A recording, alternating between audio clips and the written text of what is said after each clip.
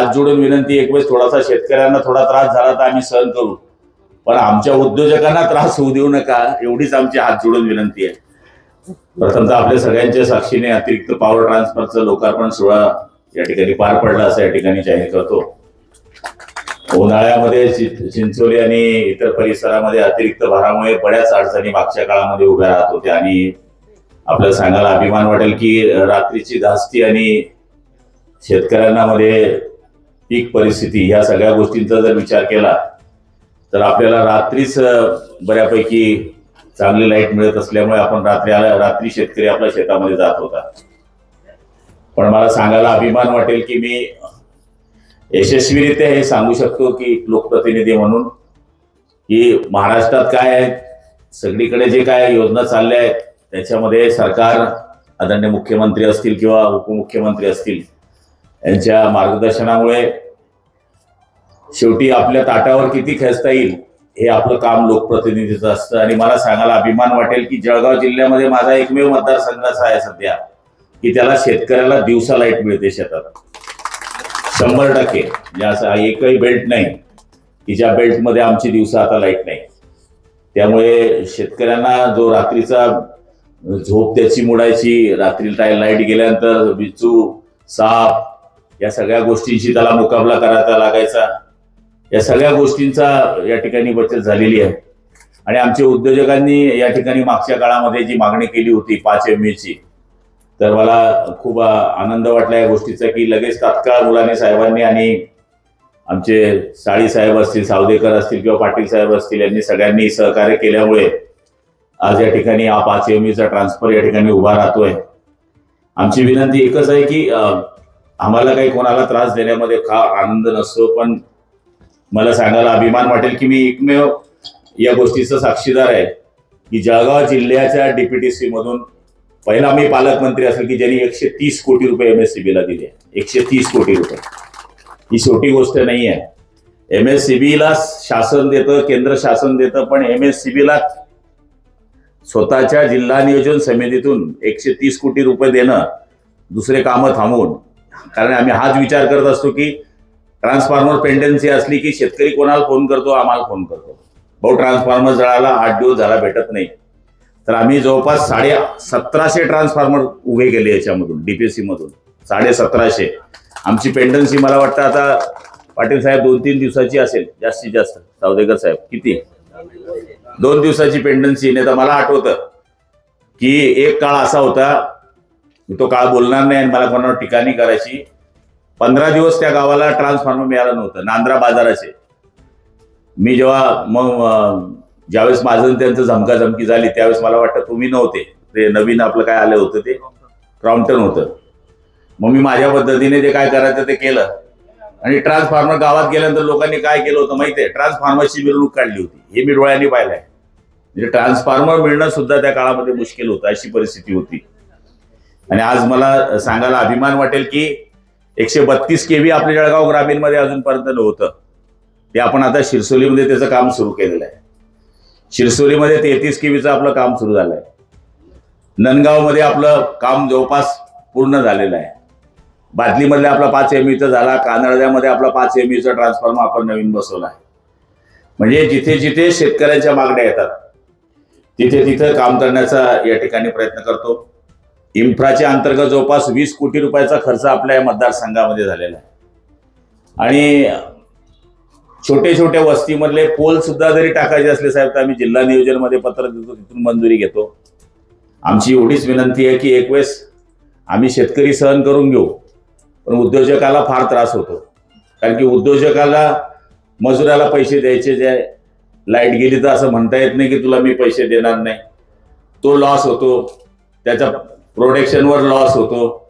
आणि दुसरा नवीन येणारा उद्योग काय म्हणतो की जाऊ द्या साला, इथं लाईटच मिळत नाही तर कशाला उद्योग टाकायचा. तर आमची हात जोडून विनंती, एक वेळेस थोडासा शेतकऱ्यांना थोडा त्रास झाला तर आम्ही सहन करू, पण आमच्या उद्योजकांना त्रास होऊ देऊ नका, एवढीच आमची हात जोडून विनंती आहे. कारण की उद्योजकांमुळे आमचे पोरं डबा घेऊन जाऊन 15,000 तरी भेटतात त्यांना तिथं कमीत कमी.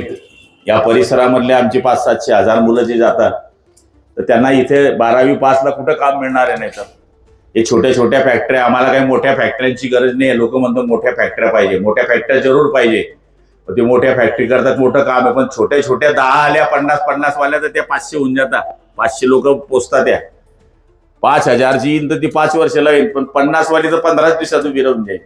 त्यामुळे आमचं मोठे धरणं बांधा, त्याच्यापेक्षा नाला खोलीकरण करा आणि छोटे छोटे बांध बांधा, याच्यावर सुद्धा आमचं लक्ष असलं पाहिजे. मोठे उद्योजक आले पाहिजे, मोठे बंधारे पण झाले पाहिजे. पण छोटे कामं करत करत जर आपण 10 छोटे केले तर ते एक मोठ्या कामाची बरोबरी होते. त्यामुळे मुलानी साहेबांना एक खात्री देतो की पुढच्या काळात सुद्धा आम्ही, आता इथे तर आहेच, पण आम्ही बोरगावला सुद्धा आपण आता नवीन सबस्टेशन उभं केलं. म्हणजे या जळगाव ग्रामीण मतदारसंघामध्ये सबस्टेशन उभे न राहिल्यामुळे बराच त्रास झाला आम्हाला. आता विटनेर, जळके विटनेरला पण आपण 5 MBचा नवीन अंकी दिला. तिथे आता आपण सोलरचं तर इतकं ठिकाणी काम चालू आहे आमचं की विचारता सोय नाही. फक्त विनंती आहे की तुमचं स्मार्ट मीटर लय प्रेम करतं आमच्यावर, ते सांभाळा बाबा तुम्ही. अरे इतकं बिल येत आहे साला का, ते लोक रोज सकाळी निम्मे लोक तर आता बिलच घेऊन येतात माझ्या घरी. भाऊ इथलं बिल होणं भाऊ.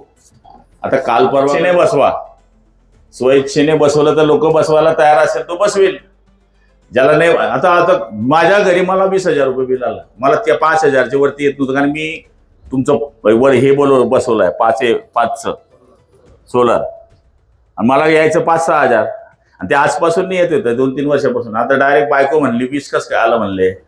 म्हणजे आता माझ्या घरातून बी अशी सुरुवात झालेली आहे. तर माझी विनंती हीच आहे की सर्वसाधारण माणसांना या गोष्टीचा सुद्धा जो त्रास होतोय तो कसा कमी करता येईल याचा सुद्धा विचार करण्याची अत्यावश्यक गरज आहे. उद्योजकांना त्रास होऊ नये आमची विनंती. माझी विनंती आहे की मुलानी साहेब, तुम्ही आजच्या आज आदेश देऊन टाका. इथे 4 माणसं एक्स्ट्रा ठेवा ना तुम्ही या फॅक्टरीकरता. 4 माणसं जास्त द्या ना, काही फरक पडत नाही. आउटसोर्सिंगची बी दिले तर त्यांना चालेल. पण इथे फॉल्ट झाला म्हणजे फटकशी माणूस पोचला तर निश्चितपणाने आमचे कारखाने बंद राहणार नाही. कारण की जळगाव आमचं पहिलेच कारखान्यांमध्ये मागे आहे, आणि ते जर राहिलं तर आता आमचं मेडिकलचं हब येतं इथे. छोटे छोटे उद्योग आणखी त्याला बघून काही ना काही कामधंदे इथे येणार आहे. त्यामुळे तुमचं सहकार्य असणं निश्चितपणाला आम्हाला गरजेचं आहे. शेतकरी हा आमचा केंद्रबिंदू मानूनच आम्ही पुढच्या काळामध्ये काम करतोय. आणि आज आपण बघतोय की सरकारने, आज देवेंद्रजींच्या सरकारामध्ये आज आपण पाहतोय की 2 लाख रुपयाची कर्जमाफी करण्याचा सुद्धा उद्देश सरकारने करून 36,000 कोटी रुपयाचा कर्जमाफी आपल्याला या ठिकाणी केलेली आहे. मी आपल्या सगळ्यांना हीच विनंती करणार आहे की महावितरणच्या मुलांकरता जे काय आम्ही मदत असते ते निश्चितपणाने MSCBच्या मुलांकरता करत असतो. पण आता तुमचे परमनंट मुलं येत आहेत, आमचा तोला विरोध नाही आहे, येऊ नये असं. पण आता कितीक मुलं असे बिचारे की ज्यांचे पुरं आयुष्य चाललं गेलं इथे 17, 18 वर्ष. मग आम्ही पाटील साहेबांना त्रास देतो, साडी साहेबांना त्रास देतो. त्यांना वाटतं चला पालकमंत्री कायम आम्हाला त्रासच देतो. पण आता कसं आहे, त्यांनी निवडून दिले तर आम्हाला तुम्हाला त्रासच द्यायचा आहे. त्यांनी काम नाही झालं तर मग आम्हाला उद्या तो मत देईल याची गॅरंटी नाही. तुमचं कसं आहे, तुमच्या 58 वर्षापर्यंत नोकरी पक्की आहे, आमचं तसं नाही. आमचे 5 वर्ष राहते. आम्ही काम नाही केलं तर पेटी बांधून निघलोय असे. त्यामुळे आम्हाला तर त्यांचं काम करावंच लागेल. त्यांचं काम नाही केलं तर मग आम्ही बी काय उपयोगाचे.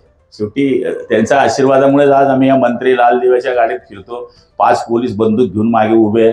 यांनी आशीर्वाद काढला तर कुणीच राहणार नाही, बॅग पकडायला बी माणूस राहत नाही मग मागे. त्यामुळे जे सत्य आहे ते बोललं पाहिजे. आम्ही काय, आमचे पक्क काम नाही आहे, आमचं काम हे तुमच्या आशीर्वादामुळे आहे.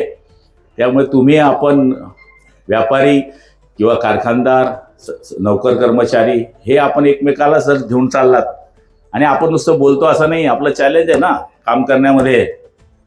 महाराष्ट्रामध्ये 5 वर्ष 100% DPTC मध्ये पैसा खर्च करणारा एकमेव जिल्हा आहे, त्याचं नाव आहे जळगाव जिल्हा. मी 1000 कोटी रुपये खर्च करतो, बाकी जिल्ह्यांची 100-150 कोटी वापस जातात. एक वेळेस माझे 3 रुपये वापस गेले, रातभर झोपची लागली. म्हणजे अजितदादा सुद्धा बोलायचे की साला तू पुण्याला मागे टाकलं म्हणे, कारण पुन्हा पहिलं राहायचं काय. पण मी 100% पैसे खर्च करतो. आलेला पैसा कसं काय वापस जाऊ द्यायचा, आहे की नाही. त्यामुळे जळगाव जिल्ह्याची DPTC ही महाराष्ट्रात 1 नंबरची DPTC आहे. आमचा बजेट, मी ज्यावेळेस पालकमंत्री झालो तेव्हा 500-550 होता, आता 950च्या वरती आमचा बजेट. हे का होत गेलं, मला बक्षीस मिळत गेलं दरवर्षी 50-100 कोटी हा खर्च करतो झाला पालकमंत्री. त्यामुळे नुसतं बोलण्याने काम होत नाही, तर ते केलं गेलं पाहिजे.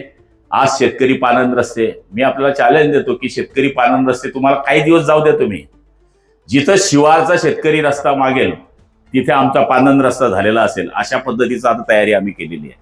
म्हणून आपल्या सगळ्यांना माझी विनंती आहे, गाव अंतर्गत तर कामं करतो. आता आमचे एक मनोहर बोजे छोटासा विषय होता, एक नवीन वस्ती आमची इथे देवदास भाऊ आपल्या उमाळ्यामध्ये, तिथे एक साधा ट्रान्सफॉर्मर भेटत नाही साहेब. आम्ही तर म्हणतो की आमचं एकनी 2 पत्र घेऊन जा, प्रस्ताव मंजुरीला पडलेला असतो. ते तुमच्या लेवलचं कामच नाही आहे, ते तुमच्या लेवलचं काम नाही. पण असे मग काय होतं, हे मग आम्हाला गावामध्ये गेले की 100 लोकांच्या समोर बोलतं, मग आम्हाला बी खाली मान घालावं लागते. म्हणजे आपण ताट चालतो आणि कोणी असं बोललं की मुंडी खाली जाते. तर माझी विनंती आहे की तुम्हाला वाटलं ना की वा इथे बसत नाही तर आम्ही पत्र देतो ना, पण आमचे 23-23चे 24-24चे पत्र ट्रान्सफॉर्मरचे दिलेले ते मंजूर होत नाही कधी कधी. मग विचारून घेत जा तुम्ही हे करायचं की नाही करायचं. आमच्यापाशी निळा आणि लाल पेन नाही, एकच पेन आहे. नाही तर पूर्वी पुढाऱ्यांचे 2 पेन राहायचे, लाल आला तर अधिकाऱ्यानं करायचं नाही आणि निळा आला तर करायचं.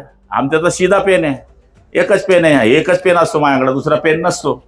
त्यामुळे माझी विनंती आहे की हे आहे. आणि आमचे काहीतरी वस्त्या आहेत, छोट्या छोट्या वस्त्या. आता मला वाटतं कुसुंब्याचं आमच्या प्रवीण आणि त्यांचं चंदून त्यांचं म्हणणं होतं की त्यांच्या एरियामध्ये जे नवीन वस्ती झालेली आहे तिथे पोलची मागणी, साधी पोलची. ह्या छोट्या ज्या मागण्या आहेत, या छोट्या मागण्यांमुळे आमच्या सरपंचालाही खाली मान घालायला लागते, आमच्या कार्यकर्त्याला खाली मान घालायला लागते. आणि मग तो त्याला कसे बोलता लोक, गण फिरस तू पालकमंत्री बरोबर, चालत तर नाही चालत तुझे. प्रॉब्लेम तो होतो ना साहेब. पालकमंत्र्यावर बसतो म्हणे, आणि याचा काय रुबाब आहे, याच्याकडे साधा पोल येत नाही म्हणे. आणि आमची बी बाजू समजून घ्या. आता मी जर कधी मुख्य अभियंत्यांकडे बसलो आणि एक वायरमनची बदली होणार नाही, तो उपयोग काय साहेब. मग तसं माझं मी लोकांचं आहे ना, पालकमंत्र्याच्या बाजूला बसतो, साला पोरगा टाईट बसतो सरपंच आमच्या, ट्रान्सफॉर्मर येत नाही, काय आव्हानी म्हणता याची, आमदार पालकमंत्री याला काही भाव देत नाही म्हणतो, असा प्रॉब्लेम होतो. त्यामुळे आम्ही जनतेची भावना पोचवणारे पोस्टमन आहे.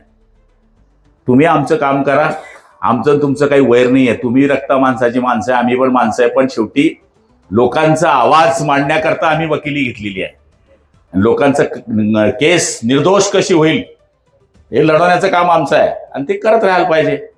त्यामुळे आता खूप आम्ही आमचं हे काम केलेलं आहे. आणखी काही तुम्ही नवीन, आमच्या बंधूंनी सांगितलंय नवीन लोड वाढला कुठेच फंड मागायचे नाही, आपण डीपीटीसीत करून टाकू. आणखी वाटलं लागलं तर काही अडचण नाही आपल्याला पैसे द्यायला. पहिलं प्राधान्य आपलं शेतीला आणि उद्योगालाच आहे. उद्योग जर राहिला तर आमच्या अर्धे त्रास कमी होता. आता माझ्या एरियामध्ये, पाळदी एरियामध्ये बॉश कंपनी आहे, जैन इरिगेशन आहे, छोटे छोटे वेंडर्स आहे, हिताची आहे. आता माझा मुलगा हिताचीचा वेंडर आहे, त्याच्याकडे जवळपास 200 मुलं आहे. ते पुरं येत नाही माझ्याकडे नोकरी मागायला. डब्बा उचलला 10वी पासवाला बी घरून निघाला 15-16 हजार भेटता. स्वतःचं घर, संध्याकाळची 8 तास ड्युटी करून घरी. पुण्यामध्ये 35,000 पेक्षा इथले 15,000 पडवतात. पुण्याचं घर 10,000 रुपये, तिथला भाजीपाला जर घ्यायला गेला, इकडे केळं भेटतात 1,000 रुपये क्विंटल आणि तिथे केळी भेटते 50 रुपये डझन. एवढा मोठा कार्यक्रम आहे तो. त्यामुळे पुण्याचे 35 आणि आमचे 15 सारखे आहे.